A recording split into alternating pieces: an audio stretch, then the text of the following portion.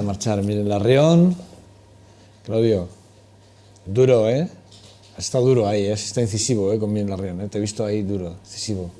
No, yo reitero, creo que hay una estrategia, están mirando a un proceso electoral que tendrá lugar dentro de 2 años y medio. Ellos han visto que el ayuntamiento estaba funcionando, que el grado de ejecución presupuestario era importante, que venía unos ingresos que hasta ahora no tenía el ayuntamiento y que esto le iba a permitir hacer cosas nuevas, que el alcalde cada vez está más proyectado y más reconocido en la sociedad y lógicamente han querido desmarcarse, pero ahí hay 2 cosas. Yo creo que hay procedimientos para tener presupuestos y me parece, y soy optimista, va a tirarme a esa piscina porque tiene agua, que en el 2017 va a haber presupuestos, y también tengo que decir que para aprobar partidas y proyectos, aunque no hubiera presupuestos, aunque no fuéramos a la prórroga presupuestaria, Bildu no es la única alternativa.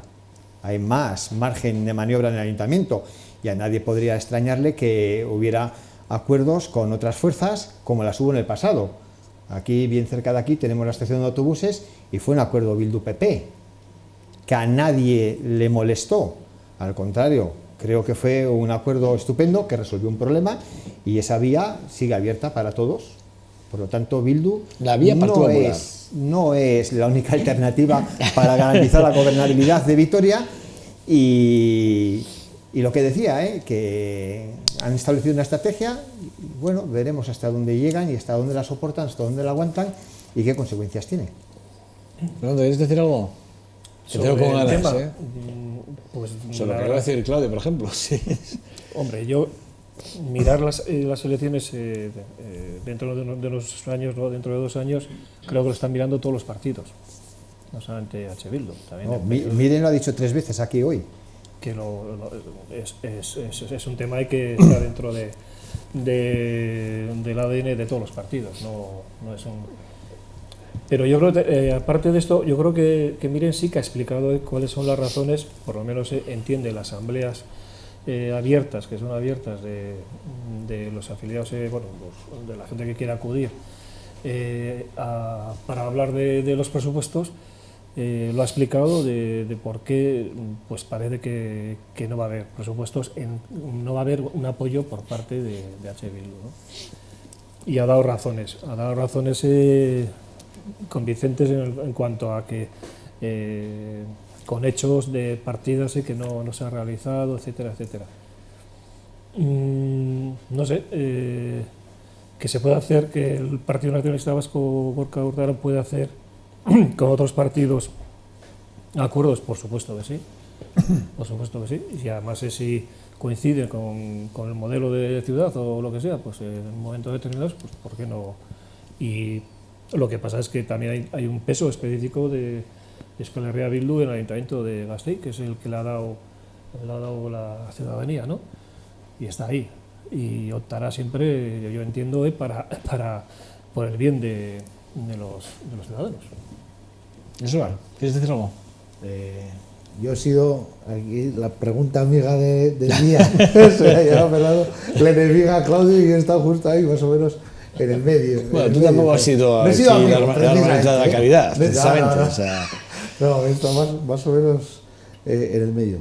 Yo sí que veo que es una estrategia, y la estrategia a mí sí que es muy peligrosa, sobre todo porque, y se lo preguntaba, y porque a mí sí que me deja un poco frío en el aspecto en el que el no es, no sé si el no por el no como dice el alcalde, porque igual es demasiado, pero que las excusas o los argumentos que ponen para no aceptar el presupuesto, o no aceptar, ni tan siquiera debatirlo y mejorarlo, porque al final no es que no lo incluye en esta partida y tal, pero que no pasa nada, que también ha recordado la época Maroto. Bueno, pues van a recordar la época Maroto. Maroto lo primero que hacía en su boceto era recortar muchas partidas, no incluirlas, recortarlas, para que luego el que fuera a aprobarlas darle un mecanismo o una baza para que el que fuera a aprobar dijera, mira, pues hemos conseguido que no es que no se recorte, sino que hemos ampliado o nos han recortado, etcétera, etcétera.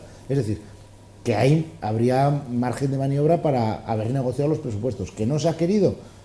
Pues bueno, ahí a cada uno, pero que el argumento sea, es que no nos fiamos, dices, ostras, es que tú le has puesto ahí, es que tú le has puesto, es que tú tienes que tener una responsabilidad, porque a eso sí que no me ha respondido. ¿Qué tipo de responsabilidad va a tener? No, sí, seremos responsables. No, pero ¿qué responsabilidad vas a tener? No me ha respondido. Y sí que es responsable, efectivamente en menor medida, evidentemente porque está en la oposición, pero quien la puso fue ella.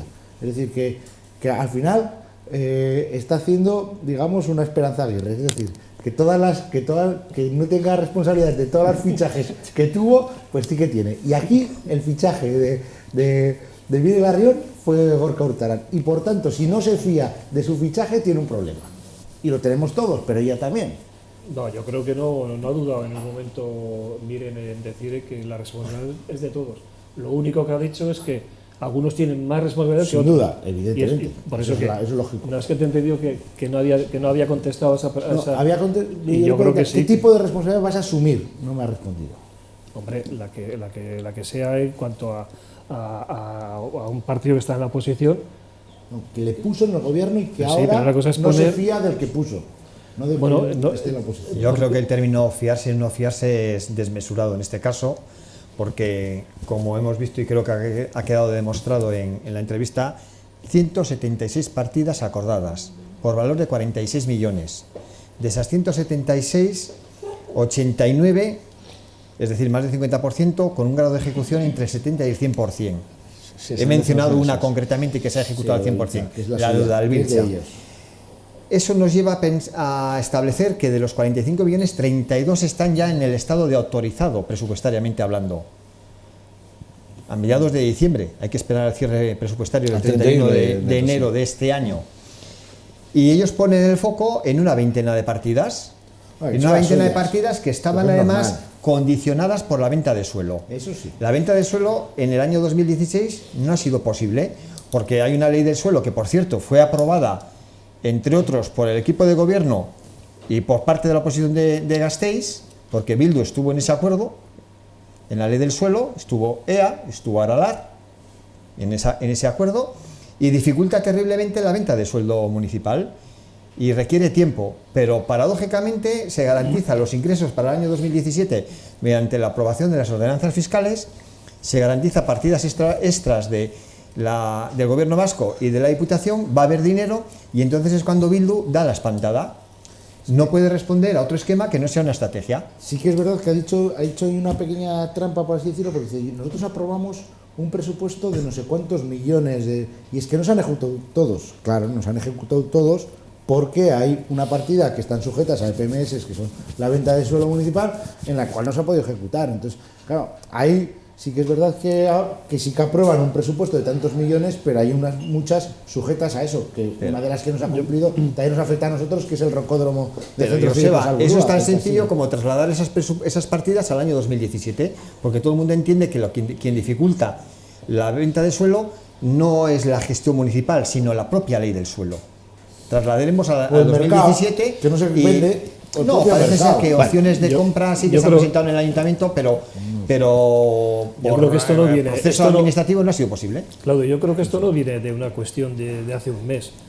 Yo recuerdo que aquí estaba Claudio y hubo preguntas en el sentido de decir, oye, ¿cómo va el tema de presupuestos? Porque se está empezando a oír cosas y Gorka... Bueno, ella ya ha dicho que en junio, bueno, en julio, después del Estado sobre la ciudad, ya en el propio debate, ya Sí. Euskal Herria Bildu ya denunció un poco la Mira, y Gorka decía, no hay, todo está claro, todo está, hay seguimientos, hay no sé qué, pero parece que no, parece que no había tanto seguimiento y de cumplimiento de... A ver, son dos visiones diferentes de cómo está la situación. Mira, Breve ya, por favor, el seguimiento, fíjate si ha sido exhaustivo, que el año tiene 12 meses y ha habido 11 reuniones de seguimiento. 11 reuniones de seguimiento Desde el día 15 de abril que se empezó a presupuestario. hacer, sí, 11 reuniones de abril a diciembre. Y en el seguimiento se establece como metodología de trabajo para decir, esto no se está cumpliendo, esto me lo cambias, esto me haces aquí, esta partida como no se va a ejecutar, me la sustituyes, porque es muy sencillo. Si las reuniones y cuando hay complicidades, como había en este caso, son para desbloquear problemas que puedan existir y para presionar, si es necesario, el cumplimiento de lo acordado. No se ha cumplido. Y si ha habido 11 reuniones, ¿cómo tenemos Pero es que que esperar al 19 de diciembre para decir nuestra asamblea ha dicho que no? No es así. Una cosa son las reuniones y otra cosa es que en esas reuniones se transmite que no van bien los temas. Y al final, lo que es las decisiones se toman pues, al final de la legislatura del año. No se toman las decisiones en junio. Pero tenemos o tienen una base de datos de gestión diciendo esto lo tienen que pasar a las asambleas, etcétera, etcétera, pero eso se hace al final, no se hace a mitad. En cualquier caso, insisto, de 45 millones acordados en 176 partidas, 32 en autorizado y 4 en casi imposible ejecutar porque estaban condicionados a la venta del suelo. El 31 de diciembre veremos que el grado de ejecución superará el 85% de las 176 partidas, a excepción de esos 4.600.000 euros. Y si eso ya te obliga a negarte siquiera a sentarte a hablar y a mejorar el presupuesto que te presente el Ejecutivo, no puede ser otra consecuencia que el que se está estableciendo una estrategia de bloquear, paralizar o intentar, mejor, no bloquear y paralizar, porque eso no lo van a conseguir el Ayuntamiento. Bueno, quiero que veas este tuit que es el Partido Popular, lo hacía, creo que fue ayer, cuando lo hacía público, hablaba de este tuit que está diciendo ahí. El Partido Popular, bueno, pues denuncia la peligrosidad de la calle Argentina tras la polémica reforma de Hurtaran en el deterioro de los volardos, que denota una cierta inseguridad. Esto que fue esto es que me hizo gracia cuando lo vi, a mí como vosotros, pero es que esto que estamos viendo, esto ya fue denunciado por los propios padres, las AMPAs del colegio, vecinos. Mira, yo Porque como este tramo, habéis pasado por él, ¿no? Sí. Más de una vez, entiendo que conocéis el tramo, ¿no? Sí. No caigo. Pero ¿cuál yo, es? La calle Argentina, es San el tramo de la Viator, calle San Argentina, Viator. San Viator, Vale, vale. sí.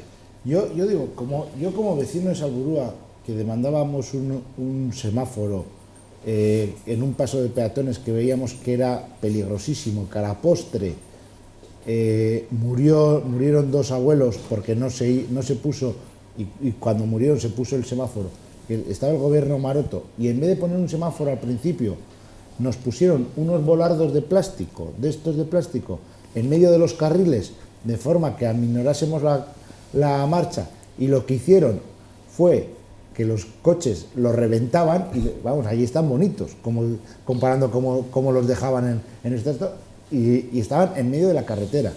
Que sea el propio Partido Popular que denuncie que los volardos están rotos cuando nosotros nos los ponían en medio de la carretera, es que manda narices. Es que no puede ser, que los vecinos tenemos memoria, que no somos gilipollas, que es que a mí me río, pero realmente me cabrea enormemente ver de estas cosas. El problema de este tuit es que además, si os dais cuenta, hay unos bancos justo en mitad de la calzada, que están protegidos por este tipo de volardos, es decir, esos volardos que son de plástico y que efectivamente se los lleva cualquier coche, como lo hemos visto, y que no es la primera vez tampoco. No. Lo que sí que es verdad es que esto sí que es verdad, que esto está dentro del plan de movilidad de Bueno, Vitoria-Gasteiz. esto Y está es un dentro diseño, del Y a plan de 30 por hora, peligroso, a 30 por hora los coches, pues déjame decirte. Está dentro del plan de movilidad aprobado por unanimidad, incluido el Partido Popular en el Ayuntamiento de Vitoria. Efectivamente, Esta es ahí una se- acción que se pone en marcha siguiendo lo establecido en el plan de movilidad, que no solamente se pone en la calle Argentina, sino en la calle Chile, etcétera, etcétera. eso está claro. Pues bien, si hay acuerdo y hubo unanimidad para el plan de movilidad y esta es la puesta en marcha del mismo, si hay que modificar algo, se lleva al ayuntamiento, se busca el acuerdo y se modifica en caso de que sea necesario. Pero a mí me parece, una vez más, una de esas formas de hacer política por detrás, porque también hay un concejal del Partido Popular que se pasó por la calle Argentina de comunidad en comunidad en la reunión de vecinos diciendo que ellos lo hubieran hecho mejor. Pero si ellos aprobaron el plan de movilidad, ¿dónde está la mejora de ellos? Es decir, que también hay cosas en política a veces que son un tanto barriobajeras. Este es un ejemplo bueno. Yo de hecho, quería recuperar varios tirando de hemeroteca, como decía antes Miguel Larrión. Si te tiras de hemeroteca, pues te encuentras con varias noticias en las que efectivamente el Partido Popular en este caso no solo apoyaba esto, sino que además esta parte de la obra de la que estamos hablando es algo que ya estaba ejecutado prácticamente cuando salían del gobierno ellos. Es decir, que no es algo que Gorka Hurtara, porque claro, parece que es que este tuit es que además va directamente contra el alcalde de Vitoria-Gasteiz. O sea, es que Gorka Hurtara no. Lo acaba de explicar bien Claudio Rodríguez. Es decir, en este caso es algo que es aprobado absolutamente por la mayoría del Pleno y además consensuado, y decir que ahora Gorka Hurtara es el responsable de que estos volardos o esta falta de seguridad en la calle argentina es culpa y responsabilidad de Gorka Hurtara y del PNV, pues es mentira, esto es así de claro. Y que un coche se lleve los volardos es falta de seguridad, es que habría que partir de la base que un coche va a 30 por hora en esa calle. Entonces, bueno, que es una mala imagen, que tal, no sé qué, hasta ahí puedo darle la razón. Pero como esa, hay muchas. Y repito, en Boulevard de Salburua, una de las vías más importantes, no del barrio, sino de la ciudad, nos los pusieron en medio de la carretera. Ahí hay una cierta inseguridad clarísima. Lo veamos o no, hay una cierta inseguridad clarísima. Y yo ahí no me siento a tomar el sol, a leer un libro, vamos, o sea, ni aunque me dijeran, oye, siéntate que te pagamos porque te sientes aquí. No, o sea, por favor, o sea, es que yo no sé a qué se le ocurrió. Pero bueno, aún así, es decir, estamos viendo que si se llevan los volardos, el banco no te quiero ni contar. No, porque si tú ves en esa foto, donde hay unos metálicos. Sí, no. Los metálicos están han puesto ahí. las jardineras ahora, antes esas jardineras no existían. Yo tengo una foto anterior a esto, yo tengo una foto ahora mismo, la estoy viendo aquí. Esas jardineras no existían. O sea, las han puesto posteriormente. La foto que tengo aquí, además es una foto que publicó el Correo el día 3 de febrero. Yo estoy viendo la foto y esos textos que aparecen, bueno, esas jardineras de protección, efectivamente, ante la posibilidad de que no se lo lleven el volardo, que se ve que se lo llevan, que se puedan llevar los bancos, ponen las jardineras como protección previa a que se ven antes las jardineras antes que el banco, pero esas jardineras no estaban. Y hay unos volardos que, si os dais cuenta también, que tampoco estaban, que ahora son metálicos. Son metálicos, sí. Son dos metálicos. Más seguridad, Lo cual quiere decir, si sabes que eso es inseguro, mira, pues quítalo de una puñetera vez, iba a decir, lo digo. Exactamente. Sí, hacerlo más Está rápido. bien, hombre, o sea, decir, más rápido las actuaciones, ¿no? Que no creo que cueste tanto. Bueno, para acabar rápidamente, porque no tenemos mucho más tiempo, pero sí me gustaría que me dices, con el tema de... Está claro que el empadronamiento siempre ha sido una cuestión de debate en nuestra ciudad y sigue siéndolo. De las 109, digamos, casos detectados de posibles fraudes de empadronamiento, el 90% se producen en Álava. Y ahí sí que es verdad que es un debate. Es decir, ¿qué podemos hacer, ¿no?, para que evidentemente esto no se produzca? Y evidentemente, ¿qué controles se hacen ahora mismo? Tú además, claro, que conoces muy bien el ayuntamiento. Bueno, esto no es No especialmente sé del ayuntamiento, esto es el proceso de matriculación o prematriculación de los centros educativos. Bueno, es decir, que el empadronamiento al final hay que hacerlo en el ayuntamiento de Vitoria-Gasteiz. Y yo comparto que por primera vez se haya tomado medidas, porque efectivamente era un clamor en Gasteiz que había familias o padres que empadronaban a sus hijos en una zona que el mapa escolar les llevaba a un centro para evitar tener que ir, según el mapa escolar, a otros centros. Sí.